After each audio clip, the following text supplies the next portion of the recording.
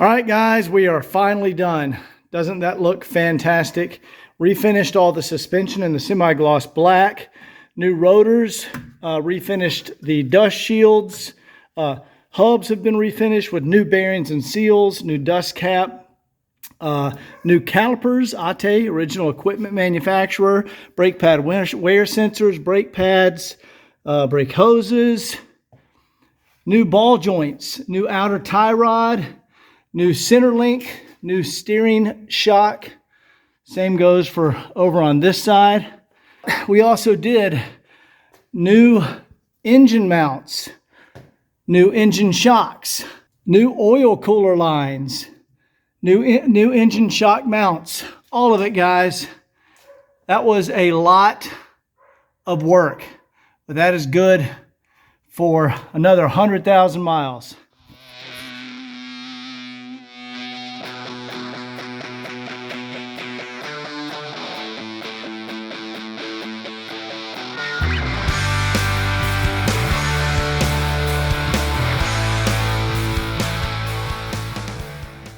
Guys, all the cars that you see in these videos are for sale on my website, www.woodsandbarclay.com. Enjoy the video. Hello, welcome back, everyone. Today we're on some of the final work that I want to do on this wagon. We're going to do the front suspension. I'm going to do ball joints, tie rods, center link, steering shock, wheel bearings, front brakes, calipers, rotors, hoses, and we're going to knock out engine mounts. So let's go ahead and dive in. So over here on the parts table, we have our ball joints. There's our tie rods, center link, steering shock, and there's some Limforder motor mounts. And then over here, we have our brand new ATE brake calipers and new hoses. Here are the SKF wheel bearings. And there's some new brake pads. So let's get started, guys. All right, guys, we can see we have the old original calipers and brake hoses. We also want to pop off these rotors, get our dust cap off, get access to the bearings. Now, the actual tie rods, they're not in horrible condition, but I'm just a little OCD like that, so I'm going to go ahead and change them. And then our ball joint, you can see that's the original ball joint. So the boot is deteriorated. So we're going to get a new ball joint in there. And then we're going to do the center link. You can see I've already started taking off the bolts here for the tie rod. But there's our center link. And there's our steering shock. And then, of course, tie rod, caliper, hose. And there's our ball joint over here.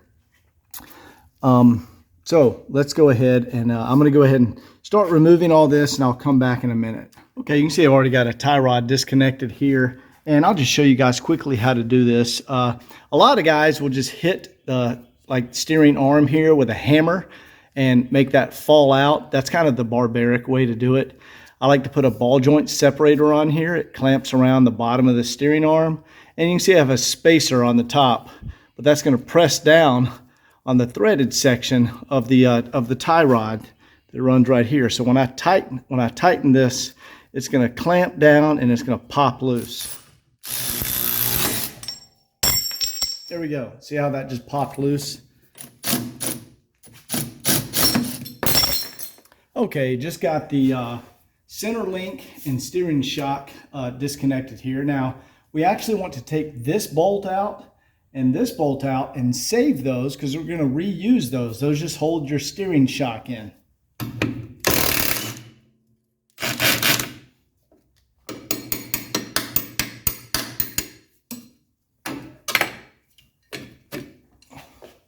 Okay, once we have that bolt out, this is just a bolt that holds the steering shock to the frame here. It's not a high stress part.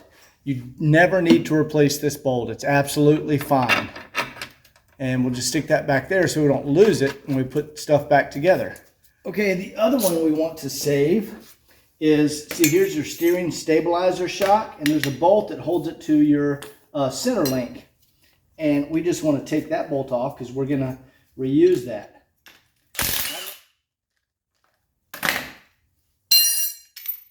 All right, so I'm going to go ahead and put this in our new center link so we don't lose it. There's our new center link right over here. I'm just going to pop that piece in there. And actually, I'm just going to go ahead and attach the steering shock right there and put the nut on. We'll tighten that up later. There we go. There's that part. All right, let's go ahead and get this crusty original caliper off of here. And all it is two 19mm bolts on the back. We'll loosen those up, and then we'll disconnect our brake line. All right, so on the back of the caliper, there's a little 10mm, and this is the brake pad wear sensor. We want to go ahead and remove that.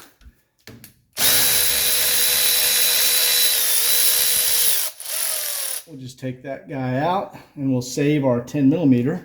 I forgot to unplug our sensors. We're going to put new brake pad wear sensors in here. All right, and that guy can just hang over here, and we're just going to put our bolt back through there and let that hang there. There we go. Just put a little pry bar right there. And that just means the rotors are ready to be changed on this car. All right, now, since we're not reusing the hose or calipers, it's okay to let that hang there. Okay, to get the access to the spindle nut, which we remove that and get access to remove the rotor, you just want to knock off this dust cover. You don't want to hit it too hard because you don't want to punch a hole in your dust boot. I mean your dust cap. All right, so with the dust cap off, we get access to our spindle, and this is our spindle nut. So let me wipe the grease off of here. And you see right here in the end of the spindle, we have our little, this is like a radio interference pin. I'm going to take that out. There's these little copper pins that Mercedes would put in there. I think that's for radio interference. All right, now we have, this is a number 5 Allen, I think. And we got to undo this lock nut right here. And then we can turn off our spindle nut. All right, there we go. And that spindle nut should only be on there about hand tight. We'll see here. Yep, there we go. So we'll take that off and set it aside because you reuse your spindle nuts. All right, set that aside. Now underneath that we see our outer wheel bearing. Let's go ahead and slide this rotor off here. And sometimes these rotors can be sticky, guys. There we go. That one wasn't sticky at all. And what you just saw fall out, that's your outer wheel bearing, but we're actually replacing the wheel bearings. And here is our hub. And there is the rear seal, the rear bearing. And there's the bolts to remove the hub from the rotor, which we're going to do and put on new rotors. All right, next thing we're removing, guys, here is the dust shield. I'm going to wipe the grease off our spindle here. Excellent condition. And there's 3 number 5 Allens here. Okay, now we're going to take this over to the parts washer and clean it up. And now we have access to our steering knuckle. And behind the steering knuckle, back here, see if you guys can see it from that side. Let me show you. Back here on our steering knuckle, there's our ball joint. So now we can remove our steering knuckle and get access to the ball joint. And also, I want to clean up in here a little bit. Now, of course, when we detail, we're going to pressure wash and clean in here. You can see it has nice original paint. It's just dirty. But I want to clean up the suspension, and I want to refinish the suspension. So I'm going to put it in the parts washer and get all this dirt and grime off. So what we can do, we can remove the steering knuckle as long as the shock is installed. Now I've already see somebody has installed a new Bilstein shock up front. So we're going to go ahead and clean that up, clean up the spring, the lower control arm, and refinish all this so it looks nice and has the factory semi-gloss black paint on it. All right, so first let's go ahead and lower the car and get this steering knuckle off.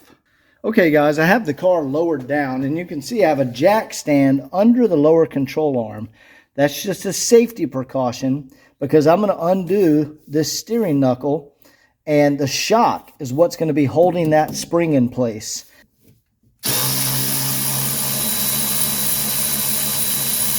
Now, the upper control arms on this car are excellent condition. There is absolutely no need to change these. Yeah, those are fantastic condition. So we want to be careful when we're removing this. We don't want to break this boot up here. See that boot? How good a shape that is. And then the bushings up here are excellent shape too. So there's no reason to change that. But we want to be careful not to break that boot. Okay guys, keep in mind, I haven't detailed or done anything up here. All of this will get cleaned. So just ignore the dirtiness right now. That will be cleaned. So to separate this upper control arm from the steering knuckle, on my ball joint separator, I put some grease on it. That way, when we slide it under the boot, there we go. It doesn't damage the boot. Now, I just got lucky. I just slipped it under there barely and it popped out. It wasn't in there very tight. So that's good. Now, what we need to do is I'm going to put a little weight on the other side of the car by putting a jack under the control arm, and I'm going to lower the car, and that's going to force the sway bar to kick up, and it's going to pull this stud out of the steering knuckle. Let me show you guys how I do that.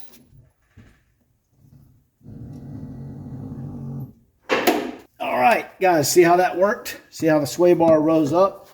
And now I can get the knuckle out.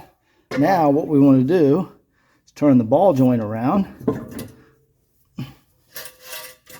Make sure the jack stand is there.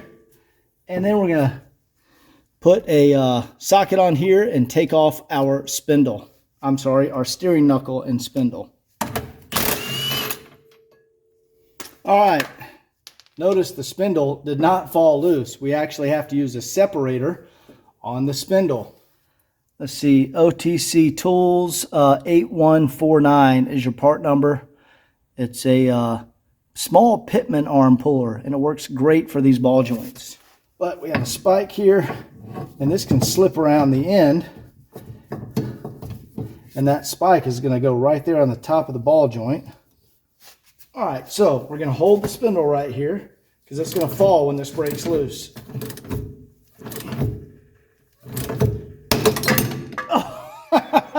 I just fell forward, but there we go. That just broke loose. And now we can remove our tool and we have our ball joint out. All right, guys. So that's everything removed from this side with the exception of the old brake caliper. Let me go ahead and knock out the other side. Then we're going to start refinishing everything, cleaning everything up, and then putting in all our new parts. Okay, we have all the main suspension components removed. There's the hub with the rotor still attached, the dust shield. There's our steering knuckle and spindle, the old ball joints in there, tie rod, center link, steering shock, and the same over on this side. So let's separate the hub from the rotor, and then we're going to separate the ball joint from the steering knuckle. And we're going to clean these up in the parts washer and repaint them back to their original color, and then install new ball joints, rotors, and bearings and seals. So let's get started on that. Okay, before we can knock these out and press in the new ball joints, we have to remove the steering arm here that attaches to the knuckle. And that's a 19 millimeter. Let me see if I can get that out for you guys.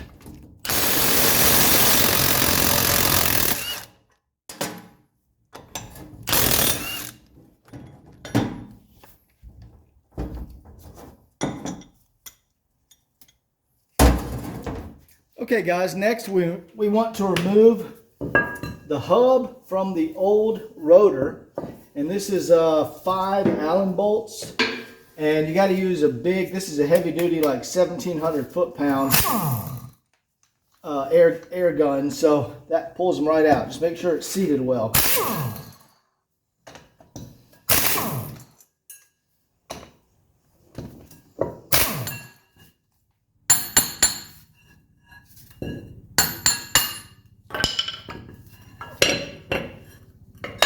There we go. There's one hub, and we can throw away this old rotor. Now, with these hubs, the hubs are fine. What we want to do is get that old grease out of there and then remove our rear seal and put in new bearings. Inner bearing, outer bearing. So first, before we do that, let's go knock the ball joints out. All right, guys, to get the ball joints out, I have the knuckle in a vise. You can see the ball joint is right there, and these are actually a press fit. And in the service manual, it says stick a big slug on there, hit it with a hammer, and knock these out. That's the procedure. It's a little barbaric, but I'll show you how to do it. All right, you just get a 5-pound hammer, and you don't want to put your hand, you don't want to have your hand holding onto it, because if it goes through, it'll pull your hand with it and hurt you. So I just stand back and hit it several times like that. There we go. And our ball joint just came out. There we go. There's our old nasty ball joint. All right, I'm going to do that to the other one, and then we're going to get the seal out of the hub. Okay, here's our hub, and you can put the hub in a vise. You don't need to crank it down tight. It won't hurt anything. Just snug it up a little bit. And we got to get this rear seal out. Now, to do that, first you want to take a chisel and tap in the edges of the seal to loosen it up. And then once it's loose, you can put a seal puller in there. See, this is a seal puller, and it clips around the lip right there. And we can actually clip it and pull it out. So let's go ahead and do that. All right, using our same hammer, we have a chisel here. We're just going to put that. See, here's the hub, here's the seal. And we just want to chisel that seal.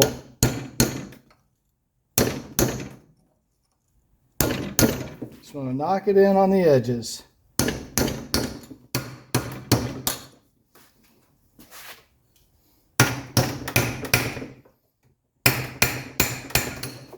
All right, let's see if we did it enough. So we'll stick our puller in here, tighten down our hub. There we go. And we have pulled out the seal. This is the bearing seal. And then here is our bearing. Now we're going to re-grease new bearings and put new bearings in there. But what we want to do now is go to the parts washer and clean out all the old years of grease in here so we can pack it with fresh grease. And then we'll paint this and clean it up nice. We'll be good to go. All right, guys, here is all the suspension parts ready to be cleaned in the parts washer. Just wanted to show you guys a before picture, then we're going to clean it up, repaint everything, and then I'll show you the after picture. Okay, we're going to put everything in the parts washer. Now, before I do that, we want to get the majority of this grease out by hand. See, look at that. That's nasty. I don't want that going down into my parts washer. Now, let's go ahead. This solvent will just melt away the rest of that grease. I like to use some Scotch-Brite just to go around the outside because we're going to repaint this and I want it to be a nice smooth finish.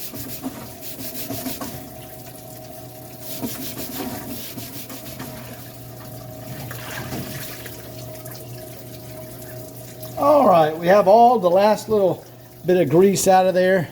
See how nice and clean it is in there now? Now we want to inspect the bearing races, and I can see these bearing races are excellent condition.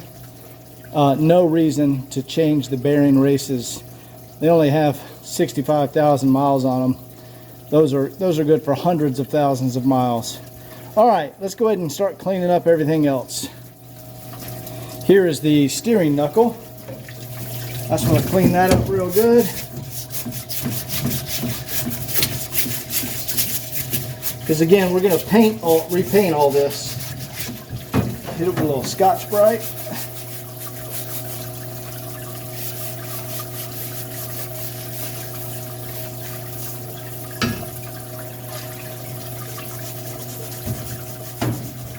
All right, very nice. Let's get that dried off and ready for paint. Okay, and here is the after shot.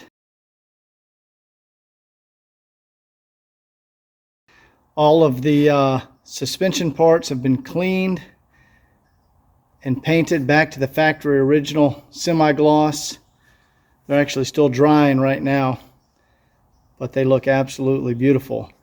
Now we're going to press in the ball joints and put in our bearings and seals and reattach our new rotors and get this stuff back on the car. All right, before we press in those ball joints and bearings, I wanted to show you that I cleaned up all the suspension with some acetone and a rag and refinished it in the semi-gloss black. And that's how it looked from the factory, you guys. I was able to preserve the markings on the springs. Just wait till we get the rest of it assembled. It's going to look awesome. Okay, guys, we have the steering knuckle on the press here. And you see I have this ball joint tool that actually goes around the steering knuckle and onto, there's our ball joint. You see it's not pressed in yet. And we're going to hit it with the press and press it in there. All right, guys, I'm actually up above and I'm pressing the handle on the press. And you can see we have a little spacer underneath here that it sits on. That's a little cup so the ball joint can go into the cup. And I'm pressing the handle, and if you watch the ball joint, you can see it pressing into the steering knuckle.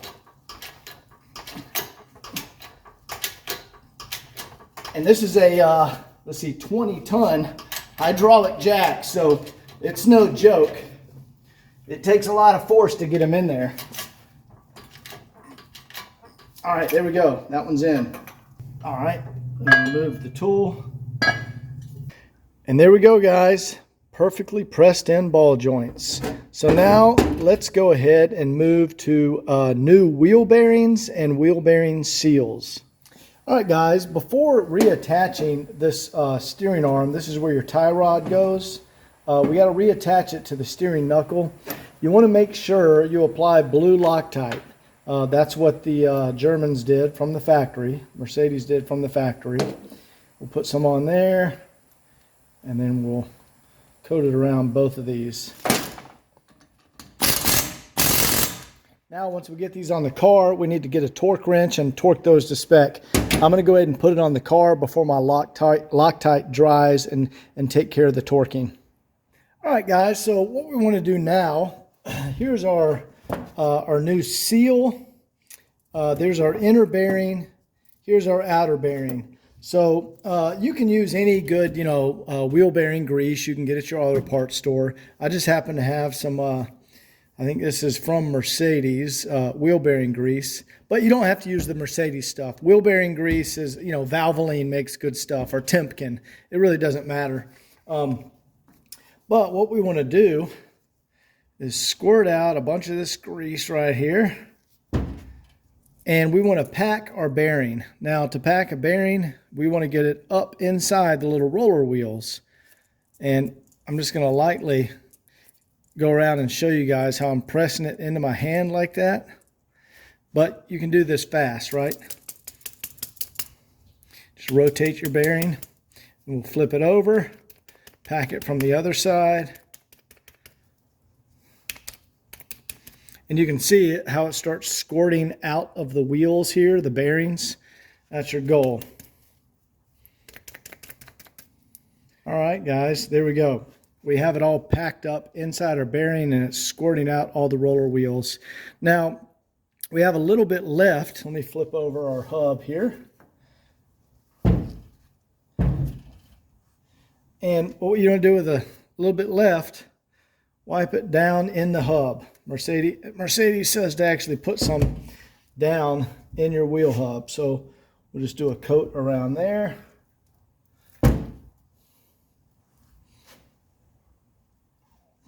And then we're just going to drop our bearing in there. And you can only put it in one way, guys. All right, now, wipe my hands off here. We want to put our seal in. Now the seal just goes right there, and I have a socket. I forget how big it is. I'm going to put a socket there, and I'm just going to tap that in there because it's a press fit. There we go, guys. This is like a 2-inch socket that's right around the edge of the seal, and we're going to get a hammer and tap that in there. And you don't need to use a lot of force, guys.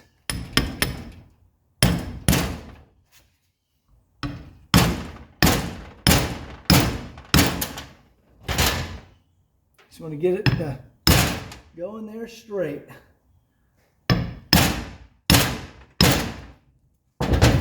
There we go. And we can see it's nice and even around the edges.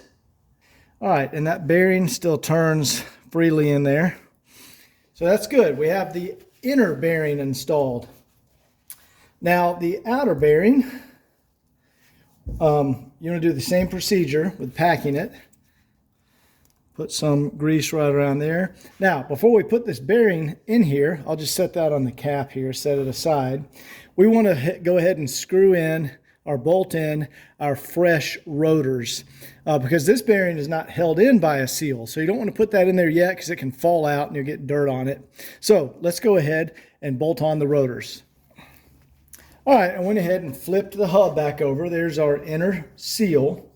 And here's our brand new ATE rotor. They actually come with this coating on them that you wear off within the first few miles of driving. But you want to flip this over here and slip it right down over the back. Now, let me show you these holes. You're going to see two sets of holes here. See, one hole is in the center, and then the other hole that's spaced out towards the outside edge.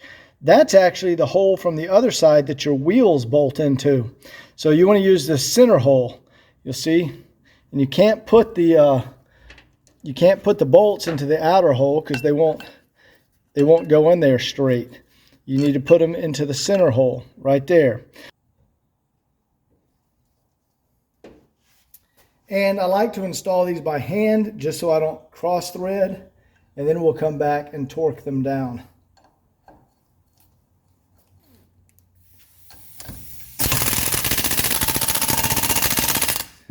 Fresh rotor reattached to our hub.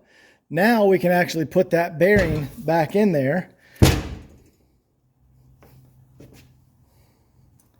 And that is ready to go back on the car. Also guys, here's our new dust cap or grease cap. Mercedes says to put some grease in the grease cap before reinstalling it back on the hub. Okay guys, we're down to the final installation stage, and you can see I already have the steering knuckles with the new ball joints temporarily stuck on the car. I haven't tightened them down yet. And we have rotors, hubs, bearings, bearing caps.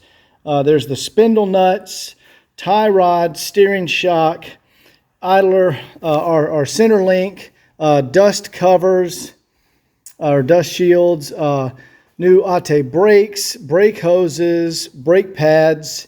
And here is what we're going to do first, because it's easier to access this area when the suspension is not on the car. We have brand new Limforder engine mounts. We have Stabilis or Stabilis, that's the original equipment manufacturer for the engine shocks.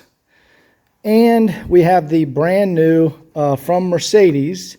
Let's see, there's the part number 12324148813. These are engine shock mounts for the 123. So next we need to go ahead and start installing these items right here. All right guys, you can see right up here, there's one of the engine shock mounts, and I don't know if these are in horrible condition. I can see the bushing is good. So we're gonna go ahead and remove them and replace them just so it's done. There's one back there and there's one right here. And see, we can easily get access to that area without all the under steering links, under the car steering linkage installed. Now, there we go. We can see there's our original engine mount over here. And we have another one right there. And those have flattened down a little bit because they're original. And to get those engine mounts out, we have to come under the car right there. You can see that Allen bolt straight up above. We need to remove that on both sides of the car. And then we'll work on these shocks. Now, there's two bolts on the top up here and one on the bottom. Let me show you what those top bolts are. So this goes down into the car. Let's see. The shock goes something like this and mounts in the car. And there's a bolt there and a bolt there holding that shock mount on. Now, in order to install the engine mounts, we have to put a telescoping jack under the oil pan, lift up the engine, and to remove the mounts, we need to lift it up probably about that much, I don't know, 4 or 5 inches. And first, we need to remove the engine mount bolt. Now, guys, this is where you need to be careful. There's the bolt right there, and these bolts go into an aluminum mounting arm. So you want to make sure that you have a good grip on there, and you don't want to round off the end of the bolt for sure, because then you're going to have to drill it out, and that's going to be a mess. So let's go ahead and get that out. There we go.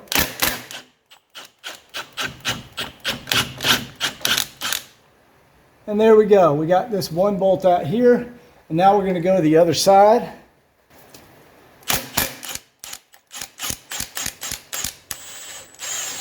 And there we go. Now we got this side out. Now those engine mounts are disconnected. Okay, what we've done, we've removed that center bolt. It's no longer attached to the mounting arm. But you see there's a hole here and a hole here. There's a little 5mm Allen in each of those, and that's what mounts it to the frame of the car. So we want to get up there with a little wrench and get these 5mm Allen bolts out. All right, and here's how I do that. We have a little small 1/4 inch ratchet, and it's actually a number 6 Allen. And you can get that on there and get these little bolts out. Now on the other side, you might have to use an extension and come down from above.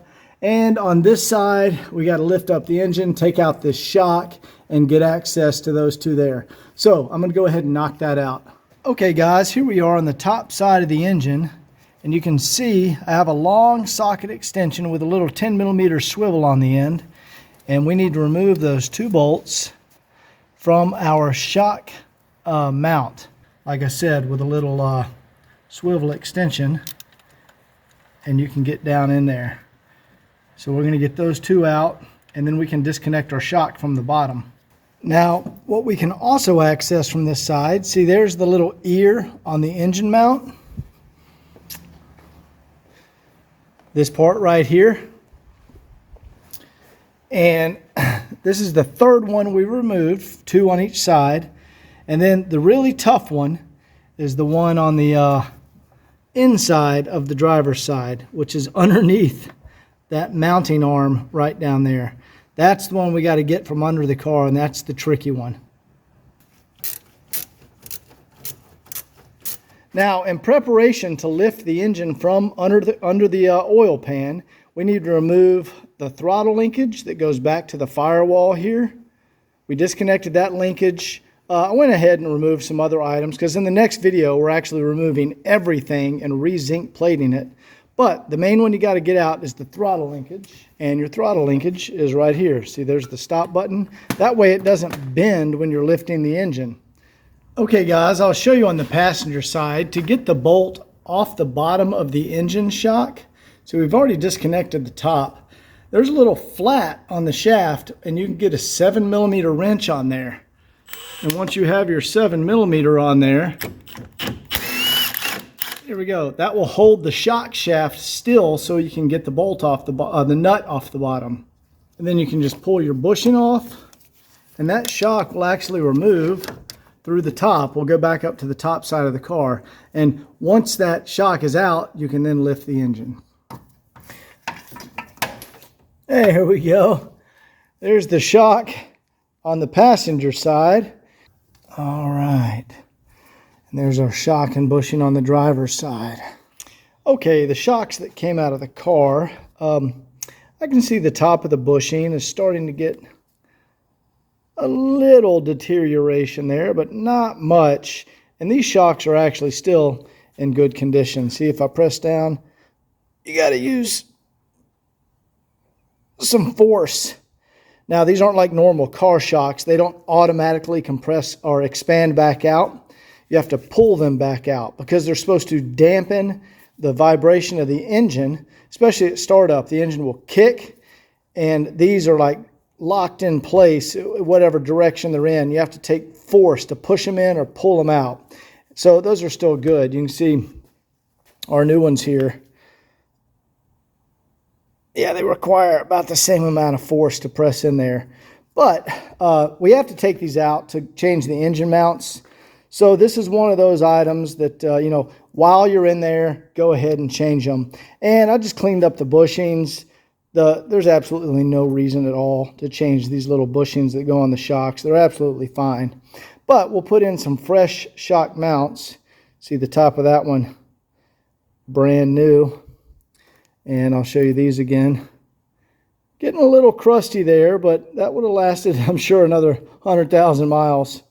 But we're going to go ahead and change them, and now we can lift the engine and slide out our engine mounts. There's our fresh shock assembled with the new mount. Brand new, genuine Mercedes. Guys, those are very expensive. I think it's $110 for one of those. But now they're going to be good for the next 30 years. Okay, guys, you can see I have a screw jack under the oil pan and put a big board under there, and it won't dent the oil pan. And you can see there's the engine mount. So I'm going to go ahead, turn this. So I'm going to lift the engine, and there we go. You see that uncompressing? Just keep watching. And there we go. That is now loose, and we can slip that. Okay, guys, here's why we're changing the engine mounts. You can see the rubber's not torn, it's not all messed up. But if you go down here, there's our new mount and there's our old one. See how squished and compressed this is? Now this will compress a little when we put it in the car, but that one is worn out. So let's get these mounts back in. The engine mount is placed there, but I'm actually gonna take it out. What I wanna do, this is one of those while you're in there kind of things. Here are the oil cooler lines. And while we're in here, you know, you have to have the engine lifted and the engine mount out to actually get these out of the car. So I'm gonna go ahead and just change the oil cooler lines. This is the oil filter housing. And you see, I have a wrench right there. There's the top line, and once I get that undone, there's a bottom line down there. I've already got it loose, and I can just turn off that nut there. And then we'll undo the line here, and the line right down there. And there's a retaining bracket. You can actually see, okay, I don't know if you can see that. Right way down there is a socket I actually have on the retaining bracket, because I'm going to come down from the top. But you can see, there we go. That little bracket right there holds those two lines in place against the engine wheel. So we'll take that off, and then those lines can slip out. And then you got to crack these loose up at the oil cooler. And anyway, you guys get the idea. I'll go undo the bottom side, and then we'll get these removed from the car. Here is the hardest part. Now notice I don't have any of the suspension here, so I might be able to get these out of here a little easier, but you're going to drip oil all over yourself, and you just got to finagle these things through here. And it is a tight fit. All right, there's one.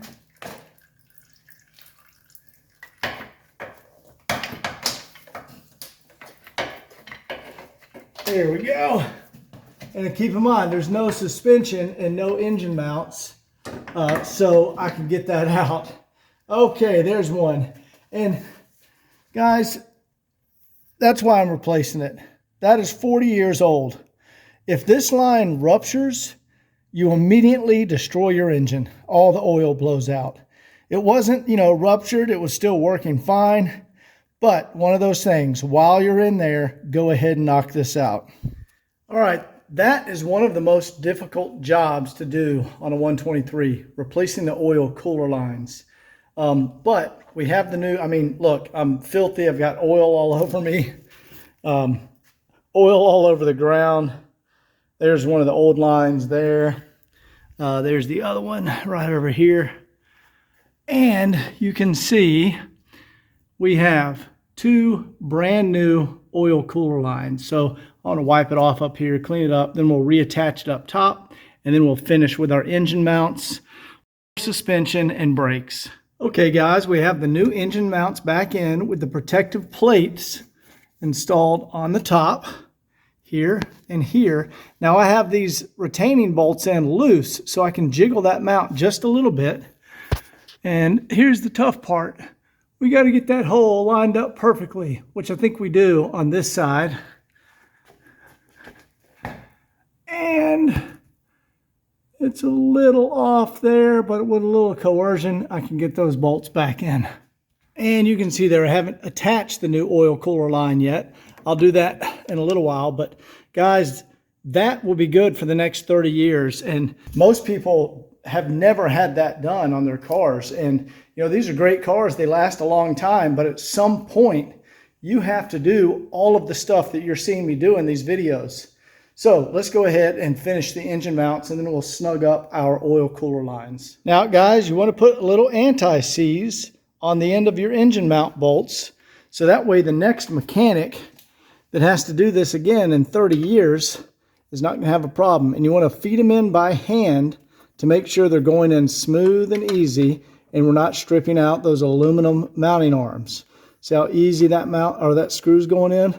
All right, just getting the top line snugged down. And I'm just making sure the lines aren't touching or rubbing against anything down there. Brand new upper and lower oil cooler hoses, very important. All right, now we're just slipping back in our engine shock. Put it around behind here. And right down through the hole. There we go. Now let's go tighten it down on the top. And again, guys, before you put the bolts in, just put a little anti-seize on there. See the gray anti-seize? And that'll make it easier for the next mechanic when this is done again in 30 years.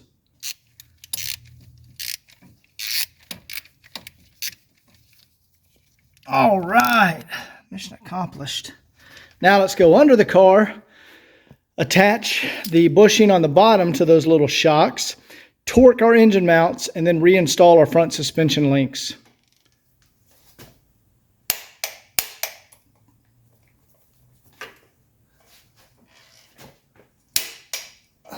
There we go.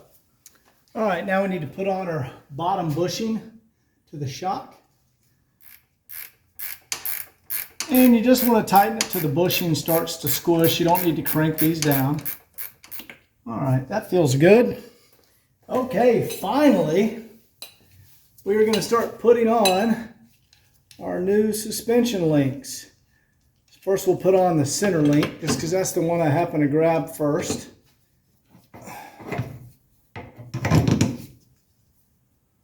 And after this is on, we'll have to torque those down, but then we will put on our steering shock. And remember at the very beginning of the video, I said to save the bolt.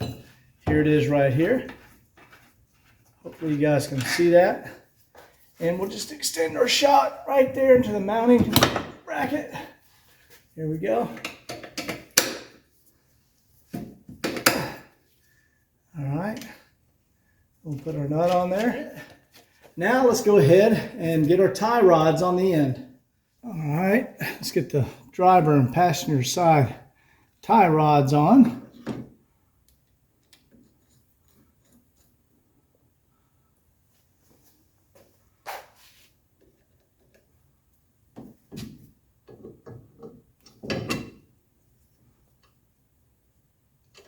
Now let's go ahead and tighten down everything.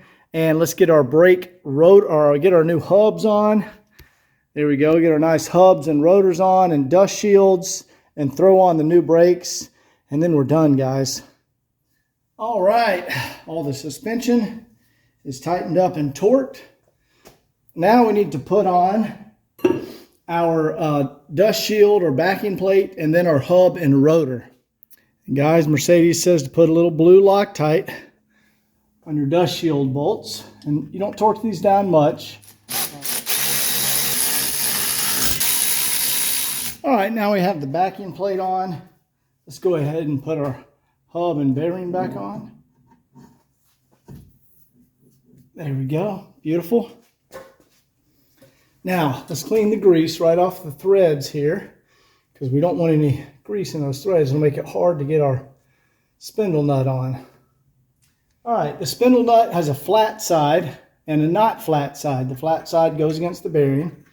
And these are just hand tight to get the play out of the bearings. Let me show you. That's the preload. And all right, see, it's loose. Still a little loose. Still a little loose.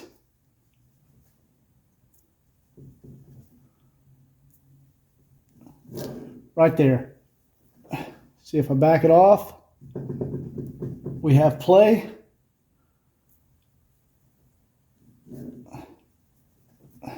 No play. Now we'll snug that up. All right, that can't move. And we just set the preload correctly. Now we want to put our little radio interference pin in the end of the spindle. There we go. And then we want to tap on our dust cover. There we go. All right, guys. Doesn't that look nice? All brand new and refinished. All right, next we want to go ahead and put our new brake hose and caliper on the car.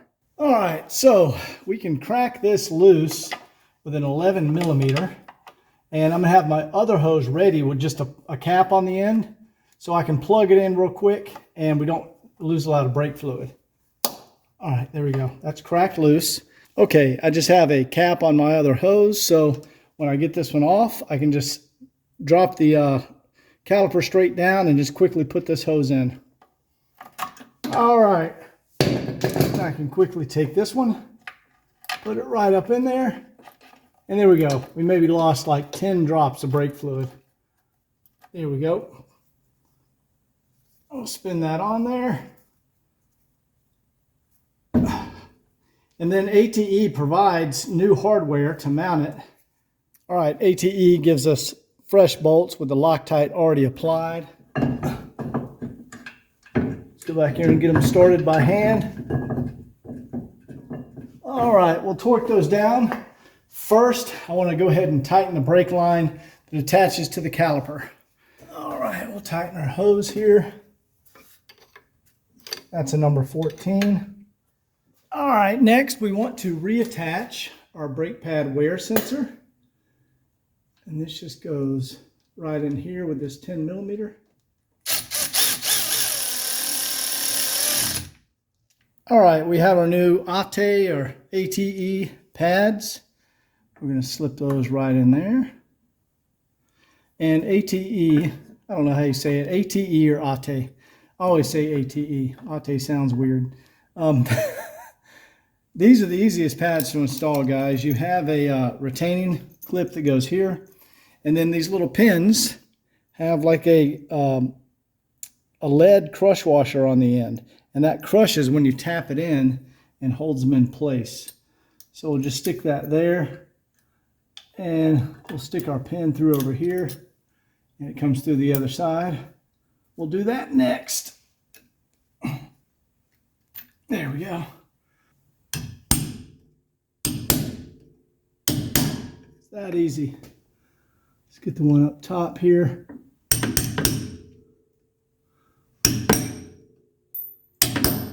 There we go. That easy, guys. All right, your brake pad wear sensors. Here's a sensor, and you have a little pin that plugs into the brake pad. There we go. Got it in the hole there, and then we push that down and plugs in right there. And we have another one. And there we go. The other one plugs in right down there, and then we plug those in. And this side is done. I'll knock out the other side, and then we are finally finished. All right, guys, we are finally done. Doesn't that look fantastic? Refinished all the suspension in the semi-gloss black. New rotors, refinished the dust shields. Hubs have been refinished with new bearings and seals, new dust cap, new calipers, ATE, original equipment manufacturer, brake pad wear sensors, brake pads, brake hoses, New ball joints, new outer tie rod, new center link, new steering shock. Same goes for over on this side. Looks absolutely beautiful. And we're going to wash and detail up in here next in the detail stage. Get that dirt and stuff off of here. But we also did new engine mounts, new engine shocks. Oh, I left my rag up there. New oil cooler lines, new engine shock mounts, all of it, guys. That was a lot of work, but that is good for another 100,000 miles. And guys, if you have an old Mercedes, either you have to do this or someone else has done it before. But these are 40-year-old vehicles. When you find these original cars on auction sites, 90% of the time, this stuff has not been done. So we have all new front end parts. We did the rear end, all new parts and leveling valve and axles, everything back there. In the next video, I'm going to start on the more aesthetic parts, and we're going to re-zinc plate the engine compartment. Over here, you can see these parts. There's our re-zinc plated parts. So guys, I hope you enjoyed this video. This spanned over several days. I think it's like an hour-long video, but anyway, hope you enjoyed it, and we'll see you guys next time. Take care.